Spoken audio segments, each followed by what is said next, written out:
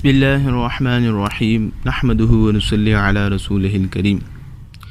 اللہ جل شانہ کی ذات بہت رحم کرنے والی ہے، اور اللہ پاک ہمیں بھی رحم کرنے کا حکم دیتا ہے کہ تم زمین والوں پر رحم کرو، آسمان والا تم پر رحم کرے گا۔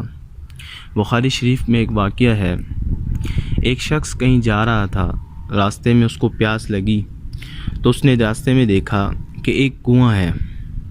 جب وہ کنویں کے قریب گیا تو دیکھا تو اس کنویں کا پانی بہت نیچے ہے، تو وہ کنویں میں اترا اور اس نے اتر کر اپنی پیاس کو بجھایا۔ جب وہ پانی پی کر اوپر آیا تو کیا دیکھتا ہے کہ ساتھ ہی ایک کتا ہے جس کو بہت زیادہ پیاس لگی ہے، جس کی وجہ سے پیاس کی شدت کی وجہ سے اس کی زبان باہر نکل رہی ہے۔ تو اس کتے کی پیاس کو بجھانے کے لیے وہ دوبارہ کنویں کے اندر اترتا ہے، اور اتر کے اپنے پاؤں کے جو چمڑے والا موزہ ہے اس کو اتار کر اس کے اندر پانی لے کر آتا ہے اور اس کتے کی پیاس کو بجھاتا ہے۔